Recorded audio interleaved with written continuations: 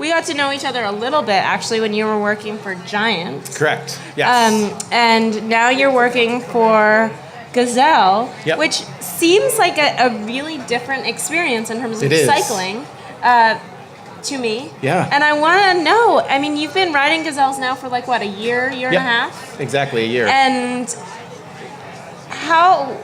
what has changed in your view of cycling since you started riding in Gazelle?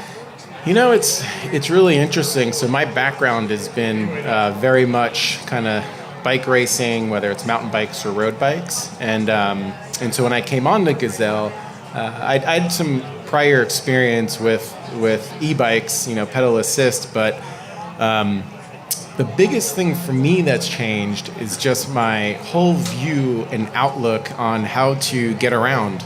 I used to jump in my car and I would drive to work, or I'd be visiting retailers. But now the last thing I want to do is get in my car. And so it's really shifted my thinking and my focus from getting into the car and driving to where I need to go to thinking, okay, I've got to be here at noon. What time do I have to get on the e-bike and go? And is the e-bike, charged and ready to go? And I absolutely love it. I mean, it has 100% improved just my overall kind of like attitude and outlook on. I might just to sit in traffic just trying to get. I live in Santa Cruz, and to get from the west side where our office is to downtown, it can be 20 or 30 minutes depending on the hour of day. And on the e-bike, on the Gazelle, you're there in 10 minutes. So it's really just kind of changed my whole view on commuting and alternative means of transportation. Yeah, that's interesting. What bike are you riding? I'm riding the Arroyo. Okay. Yeah. So I love that bike. I rode the Arroyo the whole time I was pregnant, and it was the best thing in the world. Oh my God. And the more pregnant I got, the more upright the handlebars got. It was awesome. It really is. I mean, it's like I'll take it down to Westcliff, that kind of runs along the water in Santa Cruz, and I'll just go out there and like take photos and hang out with the bike, and folks are always coming up and asking about it, and it truly is just, it's a joy to ride. It's just so comfortable. Having been a road bicyclist and a competitive, like more involved in that side of things, were there certain cycling behavior changes in terms of like the accessories that you needed, or you mentioned charging, that side of the thing, around using an e-bike every day rather than being on a road bike? Not really. I felt that it was a pretty smooth transition. I mean, the thing that I love about the Arroyo is just that it's really easy to get on and off of it. And with, a road bike, it can just be a bit more kind of labor intensive. And a lot of times too, you kind of have to kit up because you're, you have to like put spandex on? Yeah, exactly. Put your bub pads on? Yeah. And so now at the Arroyo, it's like I can just kind of get dressed, cruise over to the office, cruise down, grab lunch, whatever it is. And so as long as I have a helmet and clothes on, I'm good to go. Oh, yeah. Yeah, don't forget the clothes, people. Pro tip. But no, and then the bikes have a lot of range. And so, I usually charge it up maybe once a week. So typically it's literally, I do it like every Friday is my charge day. And so I'll just charge it up on Fridays, and I'm good through the weekend, and it typically gets me around for the week. Yeah. Have you been, I understand that Gazelle has a pretty impressive and interesting kind of factory and headquarters in Holland. Have you been? I personally have not. I've been with Gazelle for about a year now, but I'm hoping to get out there in September. Okay. But I maybe we can go at the same time. Yeah, we're all gonna, all of us. We're all gonna go, you guys. You can tour the facility if you'd like. Our corporate headquarters are in Dieren, Netherlands, and we can help facilitate setting up a tour of the factory. So that is something that if you're ever in the Netherlands, you can do. Cool. But I personally... It sounds really interesting. They build the bikes there. They made a very conscious decision, instead of moving production to Asia, to keep production in a factory in Dieren. And so all those bikes are made in Holland. What's that? This summer we're going to go. Are we Yeah. going to go this summer? Seriously? Okay, great. Yeah, so yeah, I mean, as Karin mentioned, Gazelle is a brand that's been around for 125 years, and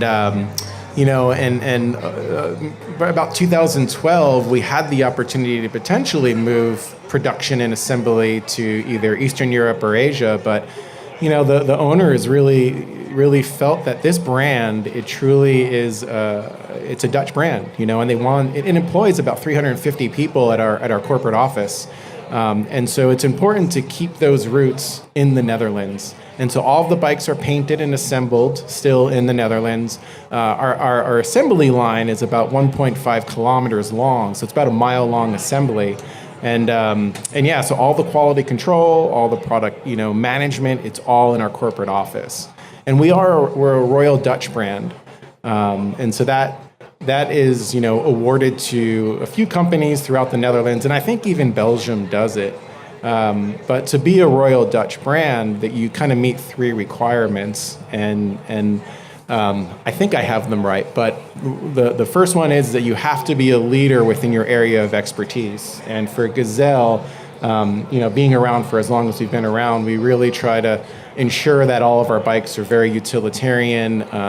Everything that we do with our bikes, or how we produce our bikes and what they're used for, we make sure that everything on the bike makes sense, and it's for a rider who's maybe commuting or just going downtown or going out for exercise. The other requirement is that you have to be at least 100 years old. And for Gazelle, we're 125. We were founded in 1892. And the third requirement is that you have to have some kind of national significance.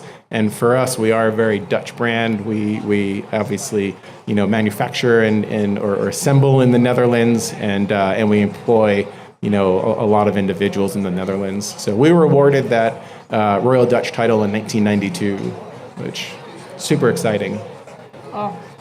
There's some interesting stuff. Can you tell me, to give everybody a little bit of background, all bicycle manufacturers quality control their product in one way or the other. You often see these machines that bounce saddles and stress test frames and all of that, and it's all very interesting. I was struck though, Gazelle is very conscious of the bicycles that they have out on the streets in Holland, and so they're very focused on bikes continuing to look good even in a very kind of wet and below sea level sort of context. Yeah. And so they literally, I think they have a salt tank that they put bikes into, right? Yeah, exactly. Yeah, we have, it's basically like a tank, and there's even like a salt spray.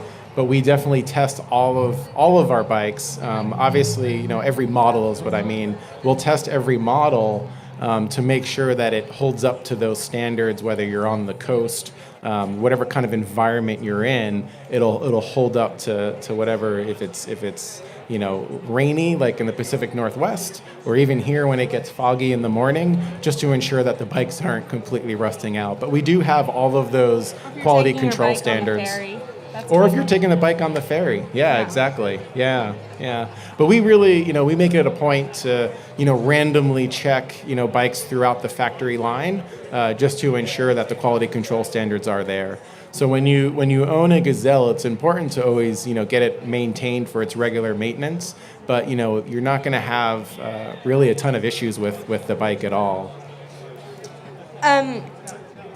So Gazelle is coming out with the Citizen Speed, which is a little bit different.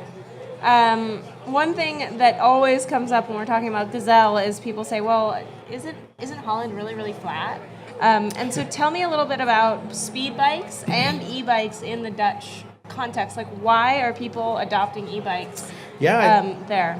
Yeah, I think all over Europe they're adopting e-bikes, and I think it's just the ease of commuting, the ease of getting around, and there are actually some short, steep climbs. Sorry.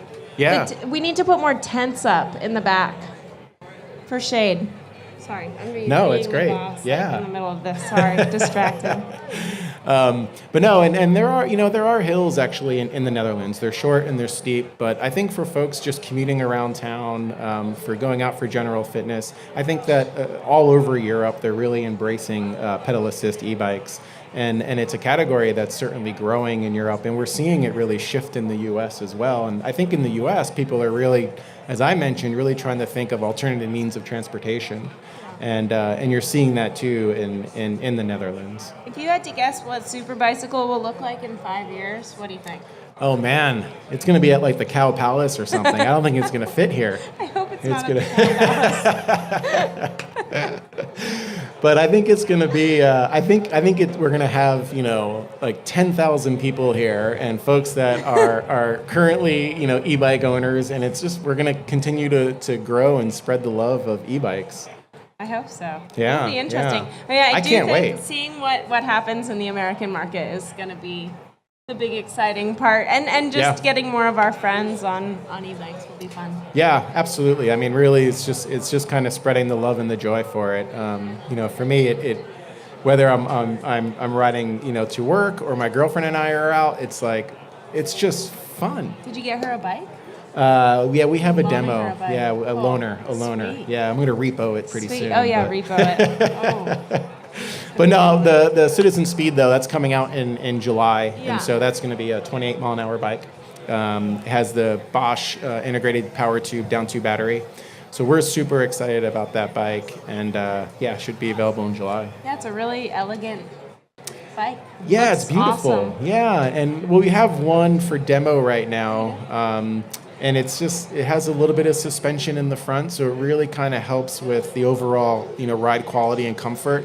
And it's just, I mean, when you're going uphill, the bike just wants to kind of, keep going. So it's, I would recommend everybody to just at least, take it for a test spin. But it's really fun and it's beautiful. So. Do you guys have any questions for us? For Shane specifically? Uh-oh. Yeah, so the question Great was, question. What Yeah. are the price ranges? Yeah, so currently the price ranges are from $29.99 up to $34.99 for something like the Arroyo. The Citizen Speed, that's going to come in at $42.99. Yeah, so trying to keep it within good price ranges.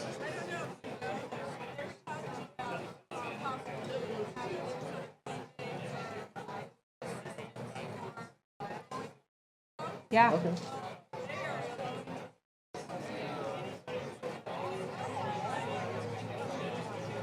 So that's a good question. The question was about there's some discussion at the state level about e-bike rebates. There's an interesting thing that exists in our state right now, which is that you can get a rebate for buying like a Tesla, but you can't get a rebate for buying an e-bike, which is actually insanely more efficient than a Tesla or a Leaf or anything else.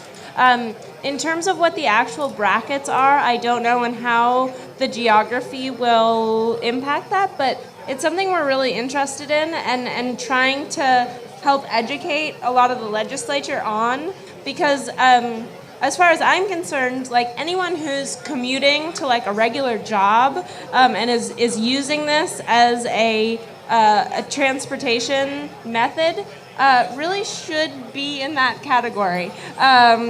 So that's in action, and I wish I had a better answer for you. The head of the California Bicycle Coalition actually is here, and I really would recommend. I'll try to hook you up if he's still here, because I think that your voice needs to be heard.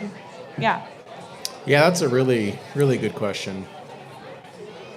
Yeah. If you compare how long it takes to commute from, say, Market Street, to here, compared to a car, Yes. and an e-bike, Yeah, absolutely. so the question is, Yeah, so the question was, what is the time difference? How much time does it take to ride an e-bike from Market and the Embarcadero to here versus driving? And of course, there are lots of factors in that puzzle. During commute hours, it is faster to ride an e-bike, definitely. And that's because traffic is really bad.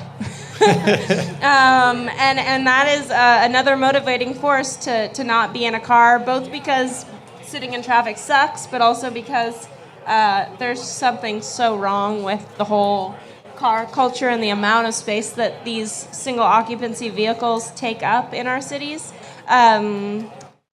During non-commute hours, basically to get from my house, which is in right at the Presidio in San Francisco, to here, on a bicycle, it takes on a fast bicycle, takes 40 minutes. On my slower bicycle and on something like a standard Gazelle, it takes about an hour. And in the car with zero traffic, it takes about 25 minutes. So it's about double the time with zero traffic on a regular speed e-bike, and maybe 30% more time on on a speed e-bike. That doesn't take into consideration at all I would say just the quality of life benefits of being on an e-bike. Yeah, I would agree. and even, once you get to your destination and you're then looking for parking, you're parking far off, you're locking your car up, then you're walking to where you need to go. With an e-bike, you're cruising right up to where you need to go, you lock it, and you're in. So, I think quality of life is much better on an e-bike, and then also it's easier all around. Yeah. And then as far as Santa Cruz, like if you go from the west side where our office is to downtown, if it's, peak commute hours at like between 5 and 6, it could take in a car, it's only 3 miles, but it could probably take 25 minutes. And then you're really trying to find parking on a Gazelle or really any brand, you're going to be there in 5 minutes. Seriously, it's that much faster. Maybe 10 minutes. I could be exaggerating, but it's a much easier and faster commute on an e-bike. What is the? I know you're. Say hi. Say hi to Shane. Hi, baby girl. Hi. I did have a last question. I'll be fine. Gosh. Are there any other questions? Ida might want to say something. Yeah, we did bring it to the audience. We're in the audience zone here. Sorry, she's just sad, so we wanted to say hi. I don't know if I have any more questions. Sorry, we got interrupted by the worries. baby. Yeah. It was funny earlier. Brett called me Aaron. Aaron is a fellow employee. Yeah, and then Matt called me Justin. So I got to work on my personal branding. Oh, man, that's really bad. It's so funny. It's okay. That's so bad. I think we're all just like all over the place. So. But yeah. Thanks, Shane. Yeah, thank you, Brett. Did I screw it up? No, you've been great. Oh, good, because Yeah. I totally could have. Right, Ida? We do that sort of thing. Okay, we've got a family panel coming up. And I'll do it. Okay. Cool. I'm going to be with them. Thank you so Thanks, much. guys. Yeah, swing by the Gazelle booth. We'll be there demoing rides and bikes, bikes. ask questions, whatever it might be. Thank you. Yeah. Bye, Jeff.